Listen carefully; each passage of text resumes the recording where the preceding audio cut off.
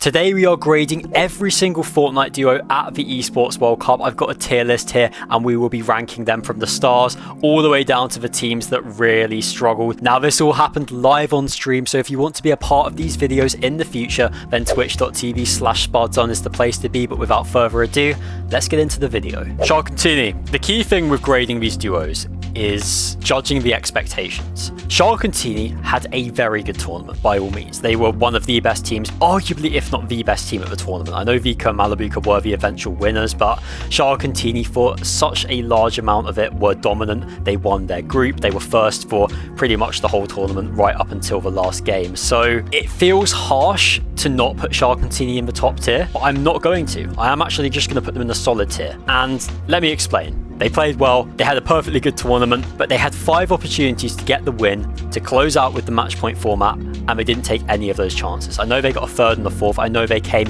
very close, but at the end of the day, we all knew what the format was going into this. We knew that it wasn't just going to be who got the most points, it was going to be who had the killer instincts to get that victory royale when the pressure was up against them. Shxrk and Vico had more opportunities to do that than any other duo in the lobby, and ultimately, they couldn't take advantage of it. The only reason I'm not going to put them in stars is purely because they will have expected to win, and it almost feels to me like anything below that is a failure. But I also don't think they played badly, and we shouldn't be worried about Shxrk and Vico at all. At some point they're going to turn these 2nds and 3rds into wins. It's only a matter of time. They will win an FNCS, they will win a LAN, so let's not panic about Shxrk and Vico, let's not worry, but ultimately they just couldn't quite get it over the line. They were getting griefed on height, it is true. They did have some bad luck in those games, but I wanted to see them get over the line with that killer instinct to get the win, and Vico and Malibuca were the team that managed that and not Shxrk and Vico. Yes, they did get griefed on height, yes, things didn't go to plan, but at the end of the day, it's reload.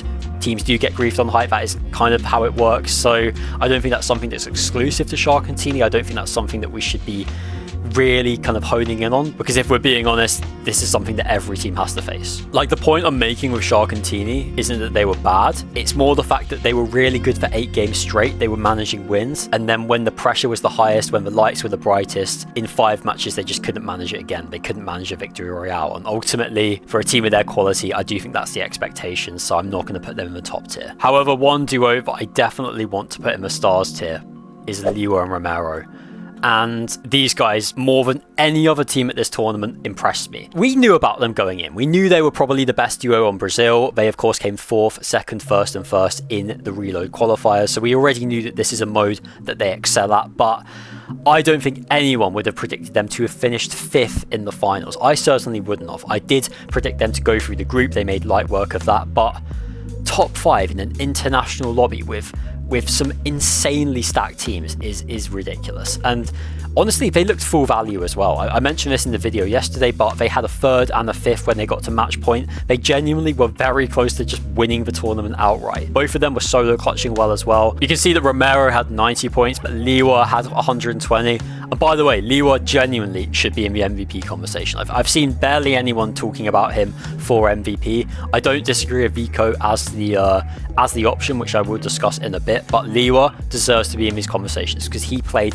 ridiculously well. As you can see, he also had the 8th most eliminations, pretty solid. It seems like they shared a lot of the damage, a lot of the kills. So I was really impressed with this team, and ultimately for a Brazil duo to get into the top 5, to be really close to genuinely just winning the tournament, it is super impressive. So Leo and Romero, because we didn't expect too much of them going in, because they managed the top 5, they've got to be in the stars ranking for me. And also these guys are qualified for globals as well, so we will be seeing them again in Antwerp. They have established themselves as the best duo in the Brazil region, if they weren't already. I mean, in my opinion, they have been since the start of the year, and I can't wait to see how they do in Antwerp. I genuinely haven't been this excited about a small region duo in quite some time. Let's talk about another small region duo. I say small region because one of the players is an NA Central player, Canada and Victor V. Tough with these guys. They did fine in their groups. They obviously made it out at the first time of asking. Finals was okay. They had a really slow start, but they then did come back. They were one of the 9 duos to make it to the match point threshold. So I think they're too good to be in the respectable tier, because at the end of the day, they were challenging for the win. They did get to the match point format. Ultimately,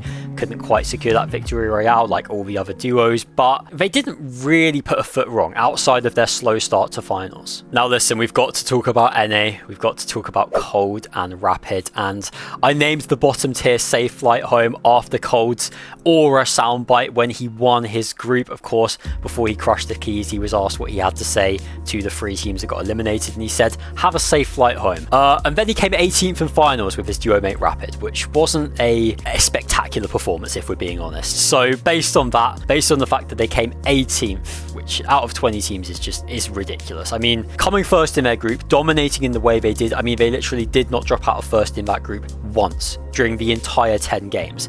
And then somehow coming 18th in finals. It's the biggest full storm I've ever seen. It's insane. I know Cold did have quite a lot of damage, but I do think a lot of that was probably down to the fact that Mammoth pistols were enabled in the meta.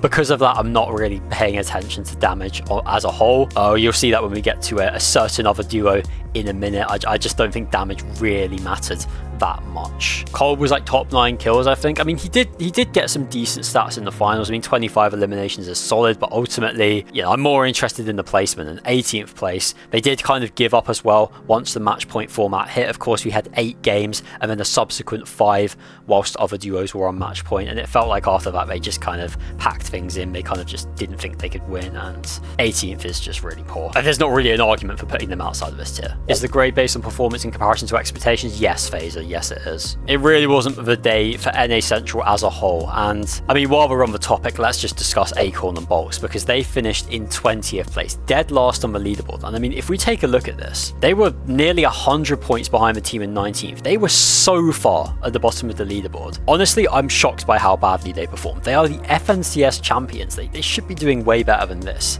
They're not even bad at reload either. I mean, they did fine in their group. I think they came 3rd in it. This is Acorn and Bolts we're talking about here. How can you be coming last at LAN? I can't believe it. It did kind of feel like maybe we'd gotten over the Acorn LAN curse after the Summit LAN, where we actually played quite well, but you know, maybe we've just fallen back into it. I definitely wanted to see more from these guys, but ultimately it was a tournament to forget for them, and they're gonna have to hit the reset ahead of the Global Championships in under a month's time. Booger and Braids, they didn't actually make the grand finals, so I guess I've got to put not great, which seems silly because obviously these 2 duos did make finals, so they actually did better, but Booger and Braids did have lower expectations going into this LAN, so I think not great is fair enough. Cringe and Volco, now they also struggled a little bit. I wouldn't say they were bad either time. Let's check where they finished. I think they finished 10th in their group. I think it was about 11th or 12th in the survival stage, or 10th in the survival stage. So they weren't that far off either time. We didn't have crazy expectations for these guys. I would say they were probably one of the weaker EU duos going into this tournament, but not making finals is an underperformance, so I'm going to put them in not great. Epic Whale and Pump, it has to be Safe Flight Home. They finished bottom 3 of their group. They didn't even qualify for the survival stage. They qualified for the EWC via some fairly controversial means, a bit of POI teaming, let's just say. So Epic Whale and Pump, I think that's the only place we can put them. Mumsy and Skyjump, on the other hand, are going straight in the stars tier.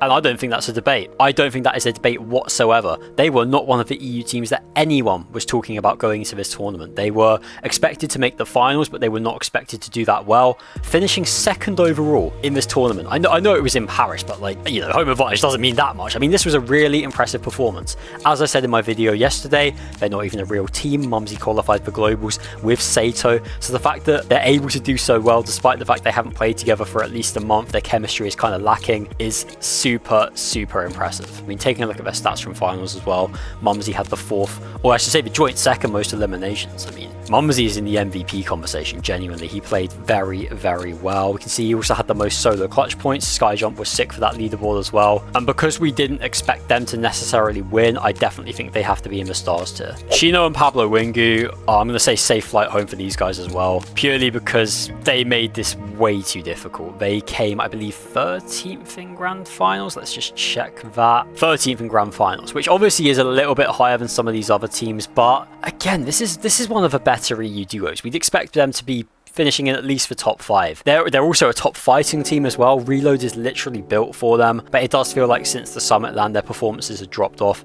They didn't have a particularly good FNCS Grands. I know they came 7th, but we want to see them doing better, and 13th isn't really good enough. Vitality chose the wrong duo. Vitality would have got 300 points if they chose Swizzy Pixie. Yeah, I mean, at the time, Cheeto Pablo looked like the better team, but Swizzy and Pixie right now are clear as a duo. I mean, let's talk about Swizzy and Pixie. I think the solid tier is probably where I'll put them. They were literally a 2v2 fight away from winning this entire tournament. Had they been able to have beaten Vico and Malibuca in game 13, then they would have been the champions. So they came very close. Ultimately, they were another duo that I feel like we kind of expected to not win, but like really challenge for the win at the bare minimum. And they did achieve that, but ultimately, just like Shxrk and Teeny, I feel like I wanted to see them get the win in order to put them in the stars tier. Maybe that is harsh because they did play really well, but I'm going to put Swizzy and Pixie in solid for now. Gone on Night, kind of stuck on these guys. They did quite well in their group. They finished in 8th place. They were only one placement off qualifying for finals at the first time of asking. And then I believe did they not finish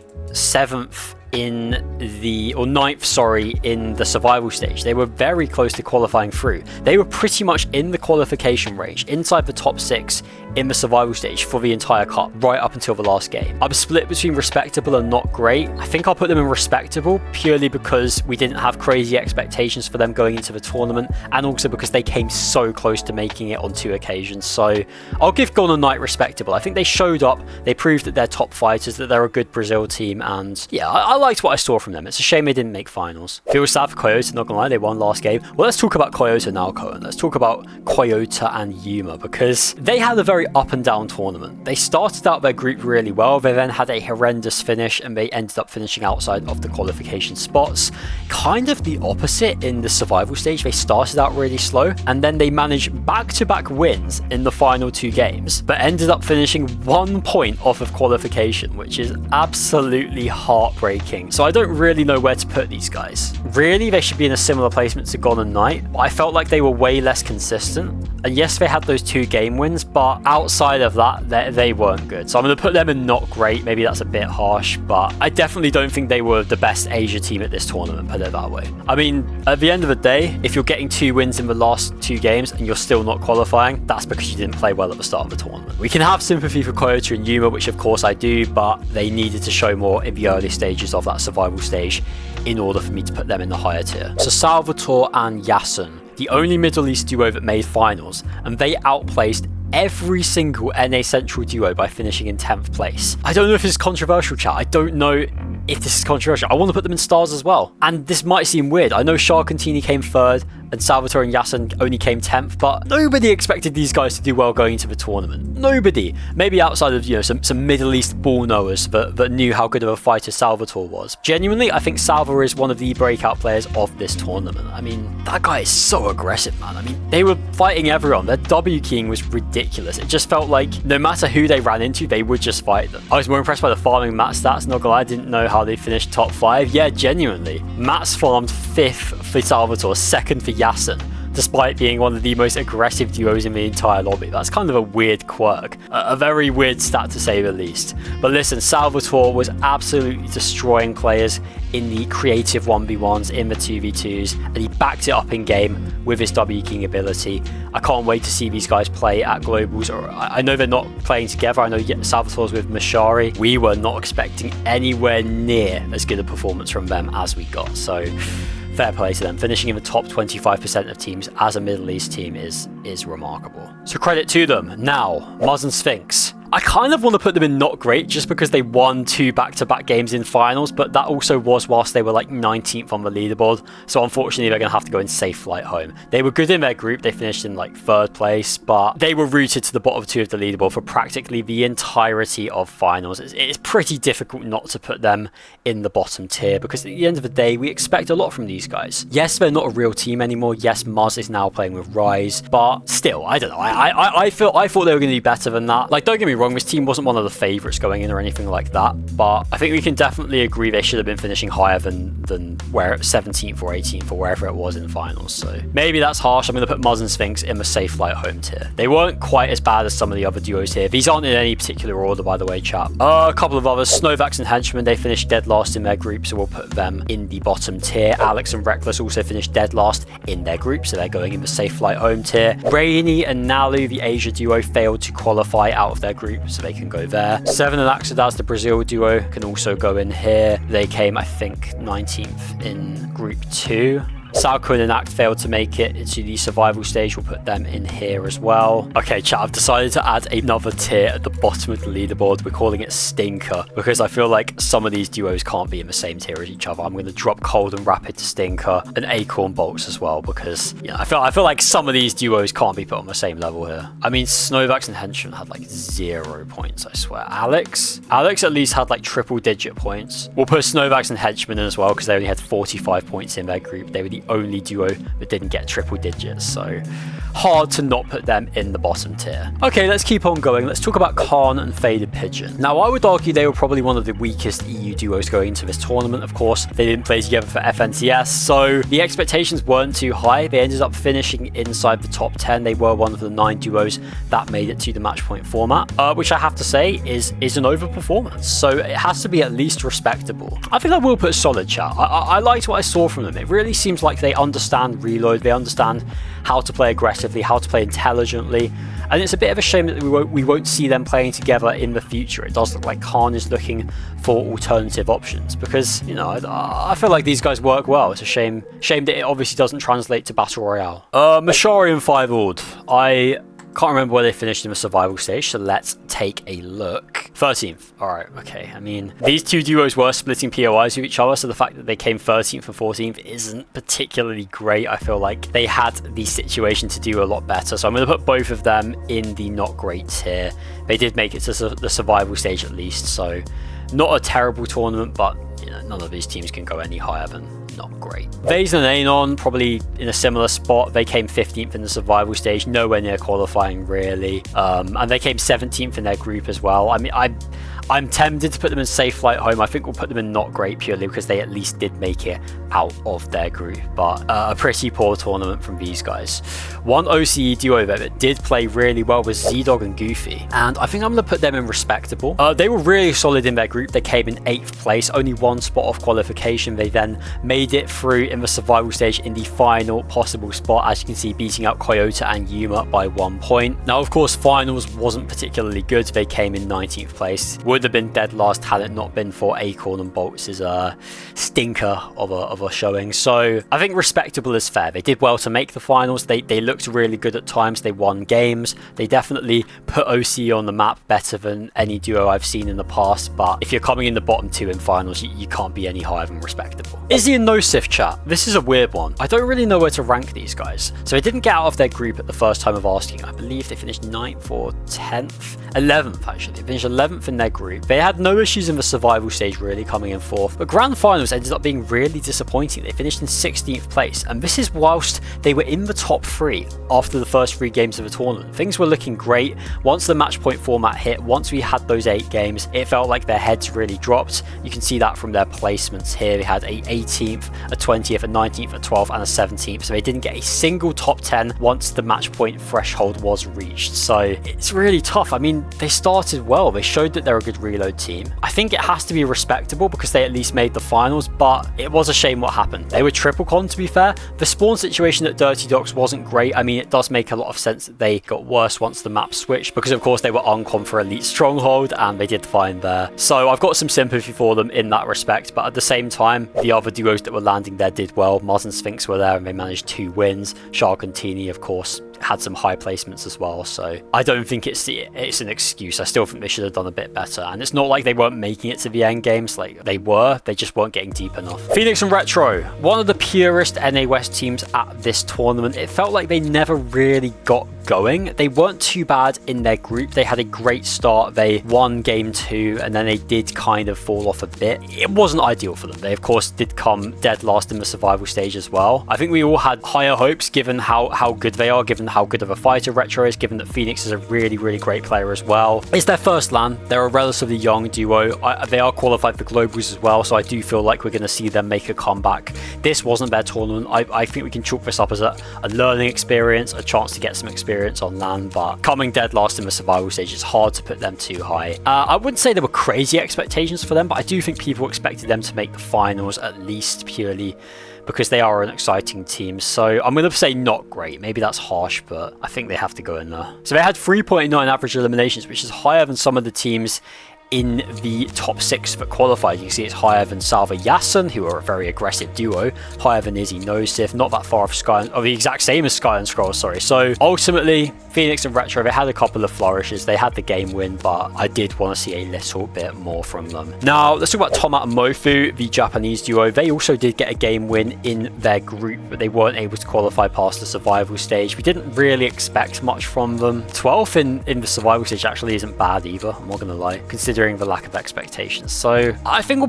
put them in not great, but I do think they're on the top end of not great, purely because like nobody thought Tomat and Mofu were gonna be one of the better teams, unless you're an Asia Borno, in which case fair play. Let's talk about Sky and Scroll, because they underperformed. There's no real getting around that. Yes, there were things that didn't go to plan. Sky was ill for day one. They didn't get out of their group. Things weren't looking great. Survival stage, it looked like they were making a comeback. I mean, 3rd place, it's not too bad, but they just really struggled throughout the 4 days. And it seems like Reload isn't really their game mode. They finished in 11th. They actually had a really good last few games, the 2nd, the 7th, and the 1st, because prior to that, they were in the bottom 3. They were really struggling. Fair play to them. They did have the most eliminations out of any duo, which is kind of a weird quirk. They also hit a 22 elim 2nd, but you know, all of that isn't what matters. What does matter is the placement. They didn't make match point, but they made it to 350 points, but by that time, Vico and Malibuca had already won the tournament. So we have huge expectations for Sky and Scroll because they are the double FNCS champions. Yes, maybe they weren't regarded as one of the best reload teams, but they still did really well in the qualifiers. So I'm split between Safe Flight Home and Stinker. I'm really split between that, actually, I'm not gonna lie. I know they finished higher than a lot of these teams, but we also had higher expectations. Like, they finished higher than Chino and Pablo, but I think we expected more from them because Chino and Pablo have been dipping in form, whereas Sky and Scroll are just coming off the back of an FNCS win. I'll put Sky and Scroll in Stinker because it really did not go to plan for them. I thought they'd do better than that.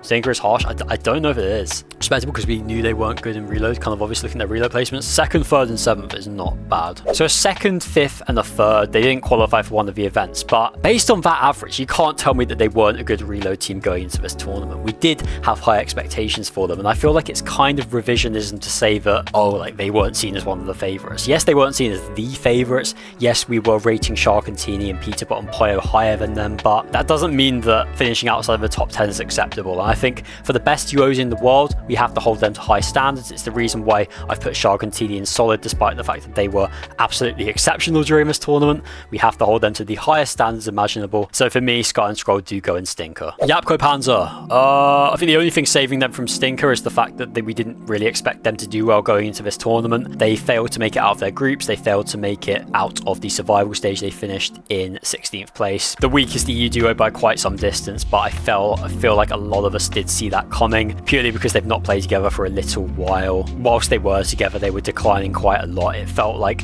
besides their qualification for this tournament and their Div Cup win, they didn't really achieve much as a team. Their chemistry did feel a bit lacking. So had Panzer qualified with Wheat and Yapko qualified with Pix or something like that, I feel like those teams would have done well, but because they were playing with each other, I didn't have high expectations, so I think Safe Flight Home is fair. Had I expected them to do well, then they'd be in Stinker. Edson and PH Zin, I'd say Safe Flight Home. I know they did qualify for the survival stage, but if we take a look at their day one, they finished in 17th, very narrowly making it, and then in the survival stage, they finished in 17th. I mean, it's not a great placement. It's hard to put them anywhere else. I know we didn't have like crazy expectations for them or anything, but they're still a Brazil team. They're still two good players, and I thought they'd do better than that. So Safe Flight Home is where I'm going to put them. Mini Pio and Fakun. Well, if you thought I was being harsh with this tier list, you're wrong, because Mini Pio and Fakun are at least in the respectable tier, and I think I'm probably going to put them in solid. I know they didn't have the finals placement that they would have wanted. They finished in 15th place, but I'm sorry, them qualifying out of their group in a group that also contains Sky and Scroll, Darm and Deemish, Panzer and Yapko, Koyote Yuma, Yasin Salva, Faded Khan, like, making it out of that group is exceptionally impressive, and they did it in the best way possible with a 3rd and a 2nd in their last 2 games. I mean, they had that clutch gene. Fakun in particular was going crazy. He hit a solo clutch for pretty much the entirety of the moving zones in that final match. So even if it is just based on that group, Mini Pio and Fakun are going to be going into the solid tier. They were by far the best Asian duo at this event. They didn't have the finals they would have wanted, but again, relative to expectations, nobody thought they'd do this well. well, so I'm putting them in solid. Yomzo and Josh, they did make finals, but they only finished in 14th place. How did they do in their group? Let's have a look at how they did in their group. I can't actually quite. Oh, they came 6th, that's right. Probably has to be not great. I think based on the expectations, we would have wanted them to do better, but they did make finals, so I think not great. I think we would have wanted to see more from Yomzo and Josh. They were being touted as one of the better reload duos on NA Central. One duo that I definitely am stuck with is Shxrk and Vico. I feel like we never really had a consensus opinion on how well they were going to do going into this tournament. Their form's been dropping off. They had a very tough FNCS Grand Finals. And me personally, I didn't put them in my predictions to qualify because I felt like their form was lacking. However, I do still feel like they are Shxrk and Vico. They are a solid team, and therefore we should have expected them to do a little bit better. They didn't get out of their group. They then finished in the bottom 3 in the survival stage. I mean, it's not acceptable. Even for a duo that aren't in the best form, Shxrk and Vico are 2 exceptional players. They're qualified for globals. They did great at the Summit Land, finishing inside the top 10. I still think I'm going to put them in stinker. I feel like for 2 players of their quality, I would have wanted them to get to finals. The fact they didn't even make it that far, and the fact that they finished in the bottom 3 is pretty lackluster. Kami definitely solid. I think that's probably one of the easier ones to do.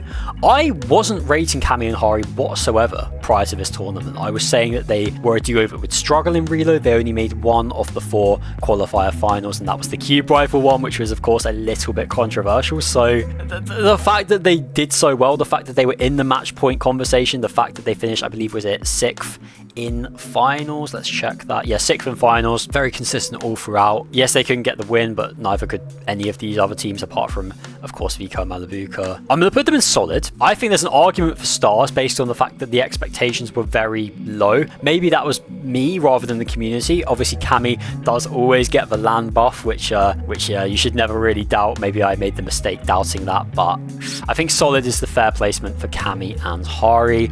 Let's talk about the fellow Polish duo Dom and Dimash. They had a rough start to the tournament, not making it out of their groups, and they are a team that have really struggled, certainly since the Summit LAN. They haven't had a good Div Cup placement. They struggled in FNCS Grand Finals. It's felt like we haven't seen the best of Dom and Dimash, certainly for the last few months, and it felt like that was going to continue when they came 11th in this group. Yes, they did come back in the survival stage with 510 points, a crazy amount of eliminations. I mean, 15 elim 10th, 17 elim 7th.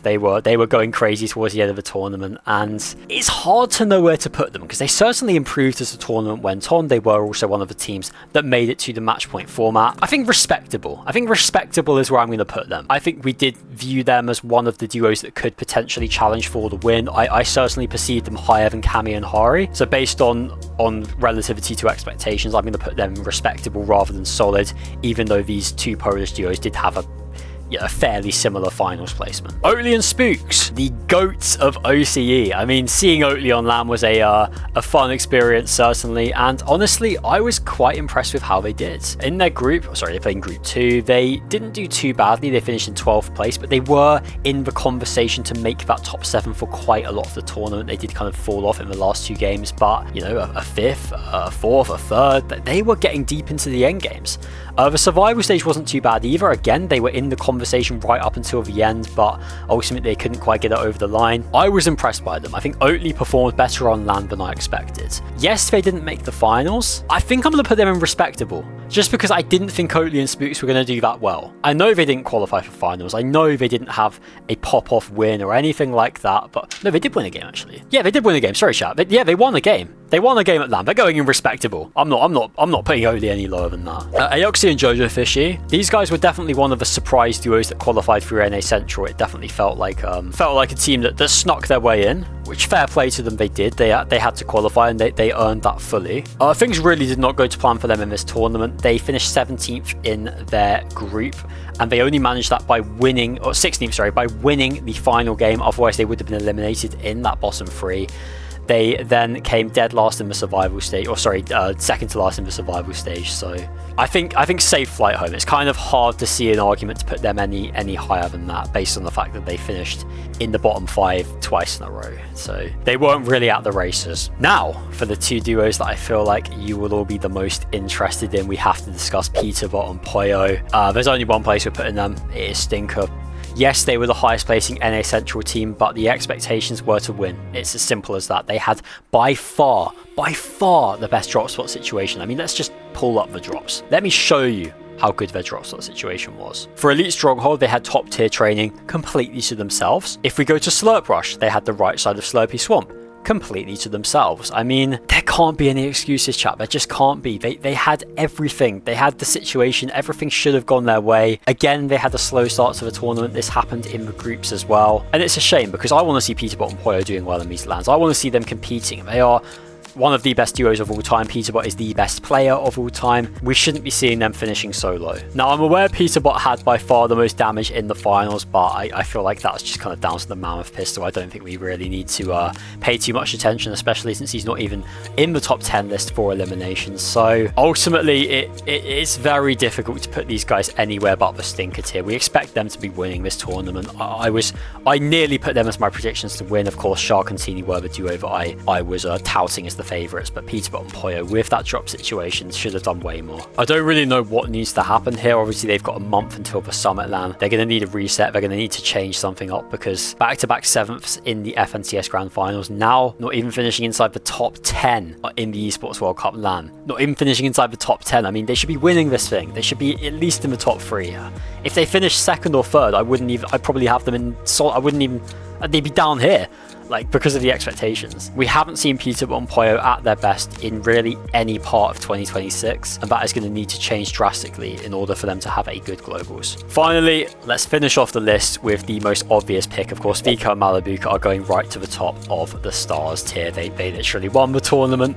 They were 6th going into the final game. It wasn't like they were top for points all throughout. Actually, after 7 games, they were in first place overall, so we did see them at the top of the leaderboard. They had incredible mental strength to come back from disappointment. Let's just take a look at the finals and I'll show you exactly what I mean. I did speak about this in the video, but they were nearly at the match point format. They were at 320 points, only 30 off the 350 required, and then they ended up having a 20th and a 17th place. They had 2 dud games where they couldn't hit the threshold, but they came back from that. They didn't give up. They kept going. They persisted, and ultimately they were the duo that got the award. And I spoke earlier about how duos like Cold and Rapid, like Izzy and Nosif, kind of gave up / struggled once the match point format hit, but other teams like Vico and Malibuca were galvanized. They were injected with a new amount of confidence, and credit to them for doing so well. Vico was the MVP for this tournament, deservedly so. This is back-to-back LAN wins for Vico and Malibuca. They are having a remarkably good 2026. Of course, they came 3rd in Major 1. We don't need to talk about Major 2 too much. They came 2nd in the Last Chance Finals. Honestly, Vico and Malibuca, really impressed with them. And Globals, maybe we see more of the same. There you have it, chat. I have graded every single Globals team from the stars all the way down to the stinkers. Let me know if you agree or disagree in the comments section below. Thank you very much for watching the video, and I will see you in the next one.